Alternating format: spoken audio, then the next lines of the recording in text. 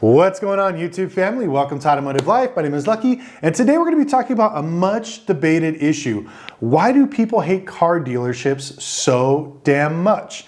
Now, it's been discussed on multiple channels, always from one angle: angry customers, dealerships suck, or my favorite, dealerships. So I'm going to give you an unbiased opinion from not only a consumer, but also as being a dealership owner. I'm going to tell you the reasons why not only do customers hate dealerships, but why dealerships actually hate customers. And we're going to go over all kinds of stuff, and I decided to wear my tropical shirt because I'm sure the comments are going to get extra salty in this video. So if you have any issues with dealerships or anything else, please put it in the comment section below. I'd love to see maybe your bad opinions of dealerships, what happened to you.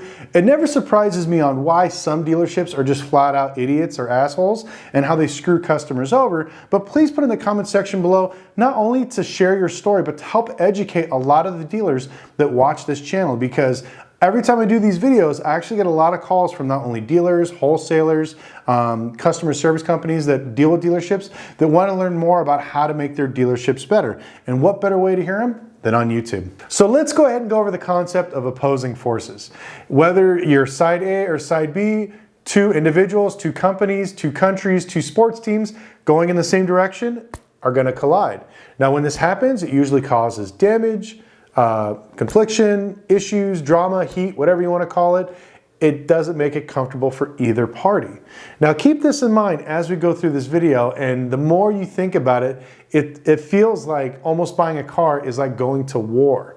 But you cannot blame just one side. It takes two idiots to fight. So we're going to go into this. Now, I honestly believe anytime you bring money into a situation, it always goes bad for both parties. Just like, have you ever heard that? If you never want to see a friend again, loan them money. It's totally true.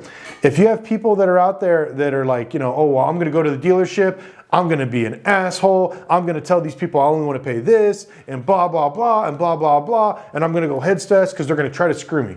So you walk into the dealership with this preconceived notion that I am going to bulldoze my way into the deal I want, I'm never going to say yes or no, and I'm not going to deal with these people, I'm not going to be friendly. Here you go on the opposing end. You have the dealership. Some of the salespeople are actual nice people. There are a bunch of shady people, yes, and some are what called hard closers, which are just like you. So if you have a hard closer, like, I'm going to screw this customer, I'm going to make the most gross for the business, and I want to get my commission.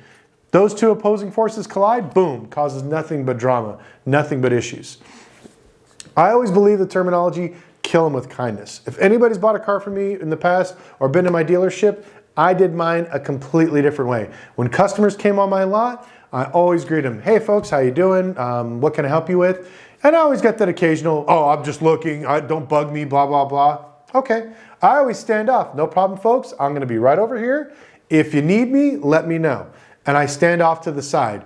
I don't hover, which sales guys, I know your general managers tell you to hover. Don't do that shit. It pisses people off.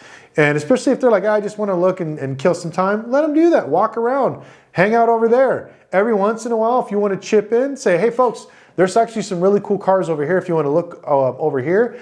Even if there's no cars, just let them know that kind of where you're at, but give them a little bit of distance, give them a little breathing room. 9 times out of 10, every time I approached a sale like that or approached a customer, it tended to go a better way because it's all about letting down your guard. If the customer's sitting here yelling at me, which has happened many a times, where I go up to, hey folks, how you doing? Can I help you? I'm just looking, don't bug me. Okay, no problem, I'll be right over here. I'll come get you if I need you. Okay, no problem, sir, I'll be right over here. And then, I want to look at this car. No problem, sir. Let me get the keys.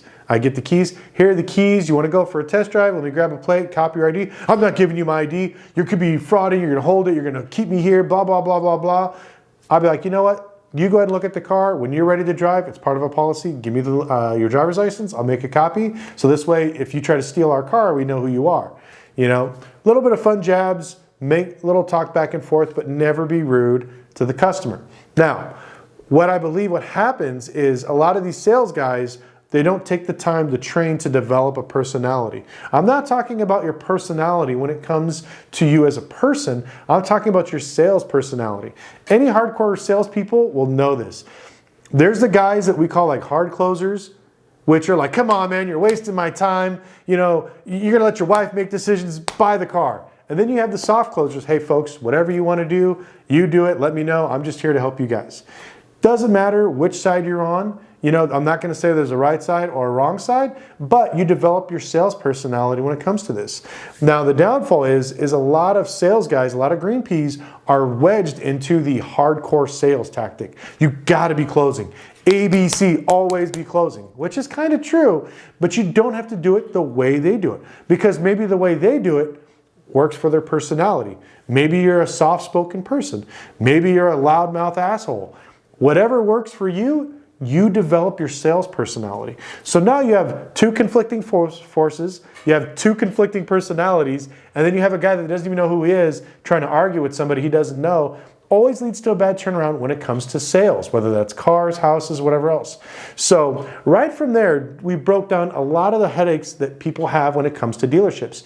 They're always afraid they're going to get screwed. The sales guy is going to be mean to them, work them over on a deal, blah, blah, blah. And then from a dealership angle, it's our job to ask you what you're doing, because we get in trouble. Believe it or not, most salespeople and dealership owners, like when my guys come in, first thing I ask them, what's up with that customer? Oh, the guy, you know, he was just looking. Most managers get pissed. So if a sales guy's like, hey, what brings you here today? You know, oh, I came here for a sale. I'm looking for a truck. At least he can go back to his boss with some sort of info. So before you be totally rude to some nice, innocent kid that's 20 years old, this is his first sales job, give him a break. Don't have to be an asshole. And dealers, stop with the crazy antics. Now, we just talked about walking in and saying hello. We haven't even got to where you start negotiating for deals. This is why I believe that people freaking hate dealers. I don't know if you guys have done this or heard stories, but I've had people where they'll take your car for trade, they'll drive it around and they'll park it like in the back parking lot and act like the mechanics are looking at it, and they'll keep you in the box for an hour or two trying to work and negotiate a deal. They'll lose your keys, they'll take your IDs and not give them back to you, hoping that you'll come back to the dealership because you forgot them, and they can try to hit you up for a second run. Not negotiating in good faith in the first open well. Usually customers will say, hey, they'll break out the famous Foursquare, you know, what's your payment? I don't care how much you want to pay, what's your payment? And they always put their payment, your down payment, and okay, we're gonna screw you this way and this way. Sign right here, sir. Don't do that. You don't have to hard close these people. If you just like, hey folks, I can get you this deal. I can't afford it. Okay, what can you afford? I can afford $2,200 down and whatever, $650 a month. Okay, I'm gonna try my best to get it close to that. And then also let the customers know, because dealership, it's part of your job to let the customers know where they stand when it comes to credit. I don't know why a lot of big franchise stores don't do this. I love telling customers they have shit credit. When they come in, I want this deal, I only want it this way, and don't tell me otherwise. I'll run their credit and I'll be like, okay folks, and I'll do this, and this is the best sales pitch. And also, this is for the consumers to know how dealerships think. If you show up with a 500 credit score and $1,500 down, and you came to my dealership, I would light your ass up with the credit report. So what I do is I love to get their freshly printed credit report. I take a highlighter and I highlight everything bad on their credit, every little thing. And usually by the time I'm done, that page is glowing with all the highlighter. All I do is I say this, folks, hey, look, you know what? I'm trying to do my best. Unfortunately, with credit like this, it's really hard. Just to show you guys, everything highlighted is bad. Tell me, what do you think what I should do with this? And just stare at them. Don't say anything, don't be mean. Just say, hey, look, folks, this is what you're working with. And let them know that, hey, you know what? They have bad credit. You're going to try to do your best. It is what it is. Now, if the customer has good credit, we all know that good credit customers, they're going to get what they want, how they want it, way they want it. So instead of fighting with them because there's 10 other dealerships that are going to give them the exact same deal, give them some good numbers. Sometimes I used to love giving people great credit, really good numbers, because I would lowball them so much, or I would give them a smoking deal. I would force them to come back, and I'd always tell them I just sold that car that left, just to, you know, kind of mess with them. Because from a dealership angle, there are a lot of consumers that shop your numbers to other dealers. It's part of the business. It sucks, but it is what it is. So, but as a consumer, I totally understand. You want to get the best deal for your money. You want to get the best bang for your buck, and you want to use your credit to maximize your purchasing power. Makes sense to me. But as a dealership end, we hate being a puppet for a leverage chip so you can bargain with another dealer to buy a car from somebody else or somewhere else. And sometimes we'll waste, days, hours. I've seen some people work with customers multiple weeks building a car from the ground up on a special order just to get down to the final ticket and then go back and forth. Well, this guy gave me $51,250. Can you give me $51,150? Give me $100 off and the deal's yours. People will waste your time for weeks to squeeze out $2. Now, is that right? No, but like I said, it's the consumer's way of doing it. Now, dealers, I'm going to bag on you for a little bit. If the customers do that way, there's nothing wrong with cutting a customer. Tell these old school dinosaur sales managers that you can't keep every customer, you can't sweat them for numbers, you can't hard close everybody. It just doesn't work that way. People are not designed to be caged in like animals and rattled and told they need to buy right now. It always ends badly. You have massive regrets, you have a bunch of really bad reviews. I remember in like 2019, I think it was 2019 or 2018, our Google review was 4.9 on our reviews on Google, and it was the highest I've ever seen for used car dealer. I was shocked. We had the little Google star, the Yelp star, and all that other crap. But I took great pride in that because did I sell less cars? Could I have maybe gained an extra 5 to 10 cars a month? Probably. But was it worth beating the shit out of some poor people or cornering some poor single mom and telling her that if she doesn't buy this brand new car, her kids are going to be stuck on the side of the road and she'll be a bad mom? And I've actually seen dealers do this shit too. I won't say the name of the dealership, but it's a Dodge dealership. I went in there to buy parts, and these guys were trying to hard close a single mom that couldn't afford this brand new, whatever it was, I think it was a Pacifica or something like that, and they were just trying to hard close her because all she wanted was a used 2015 Dodge Caravan. So anyways, but that's some of the stuff that I believe why dealers are hated so much. And then on top of that is just the games when it comes to pricing. We've talked about this before on the channel. I'm going to reiterate it because I'm sure if you guys are new, you want to hear about it. The pricing. Do not lie about the freaking pricing. When I sold my cars, I put sales price and that was it. Nowadays, if you go to Car Gurus, Auto Trader, all these websites are designed to go the lowest price. They want to force dealers into putting the cheapest price so they pop up first, because people always want to buy the cheapest and nicest thing they could possibly buy. But as a consumer, it pisses people off because if you have hey, I got this beautiful Jeep Wrangler and it's $35,000. I'm like, wow, that's 35 grand. That's a great deal. But then I see one right next to it for $33,000. I'm like, well, they're the same car. I'm going to go with the $33,000 one. So they go over there to that dealership. Mine was $35,000, all sales price in. The only thing you pay extra is sales tax. These guys, I have dock fee, destination fee, reconditioning fee, and oh, by the way, it's $39,000. So it's $4,000 more than mine. And, I blame not only the dealers, but I blame Car Gurus, which I think they ruined the market, Auto Trader, and a few of these other guys, because they basically shovel dealers into a corner to force them to do that. Now, as a dealer, I didn't have to do that. I put my prices up the way they were. So this way, if a consumer came in, how much is this car? Just like our ad, $25,000. It's refreshing, blows people's minds out. A lot of times, what's all the fees? No fees, just sales tax.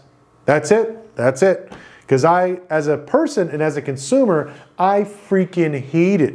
Like even when I go to buy like a watch or something like that, how much is this watch? Oh yeah, it's like $5,000. Oh, that's great.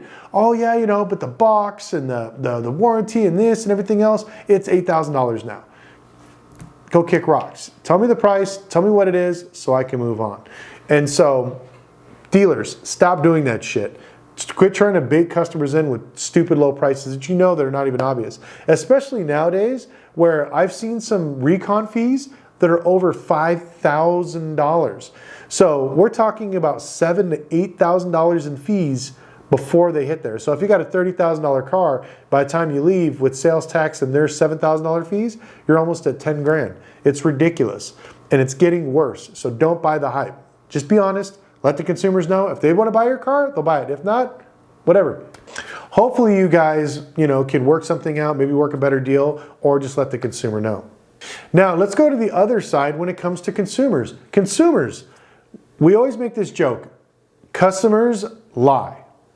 If you go to a dealership, you'll always hear the sales guys, you hear the sales manager, finance manager, customers lie. Now, I want to show regular people the other side of the spectrum. As a dealer, we deal with so much bullshit when it comes to consumers. They'll lie about how much money they make. They lie about their credit report. They lie about their down payment, their trade-in. I've had bounced checks, stolen cars. People try to take off with my cars. So, if I approve, if you tell me, hey, I make $150,000 a year, I got $10,000 down, I want to leave with this S550. I do the numbers, congratulations folks, with those numbers, I can make it happen. And then all of a sudden, I get your pay stubs. You make $60,000 a year, your 10K just dropped to like 5,000 and I can't get you approved anymore. You don't qualify. And now I'm the asshole, you're upset, I have to call you to bring the car back, or if you didn't leave, if you just left with like really bad stips or fake stips, fake paycheck stubs, don't do it. We can check that stuff. Fake bank statements, don't do it. A lot of the guys use the same ones. We have like a whole list where we can run those account numbers. Plus, most dealers have Plaid or LexisNexis. We can find out in 2 seconds if your bank statements are fake. Also, when it comes to like CPNs, we talked about that. CPNs or credit profile numbers, they are fraudulent. I don't care what people say. Owning one is not illegal. Using one to obtain credit under a false term is illegal. So don't use CPNs, that's bad juju. Also, when it comes to like trade-ins, I've had people, oh bro, the car's clean, it's clean, man, I'll bring it in tomorrow. And they bring in their trade and it's absolute junk, it just beat. Roached out car, but I need 10 grand for this car. Like, dude, this car's worth like 3,000 bucks on a good day. I need $10,000 for it. I'm like, oh, can't work the deal, I'll have to unwind it. And this is something that a lot of consumers don't know, that dealers know, is we are married to you guys on some deals. What I mean by that is when you buy a car, sometimes dealers are hit with what's called recourse. So if you have maybe an unstable job, bad credit, or low down payment, sometimes the bank will issue a 1, 2, or 3 payment default, which means that me, the dealer, or the dealerships in question are tied to you for 3 payments. So if you miss any of those first 3 payments, we have to pay the bank back in full, and then we have to chase you to get our car back. And it's a complete nightmare. It's a risk. You could literally, I've had people buy a car, cancel their insurance the second they leave, and crash the car, and then we're screwed. And the dealership loses tons of money.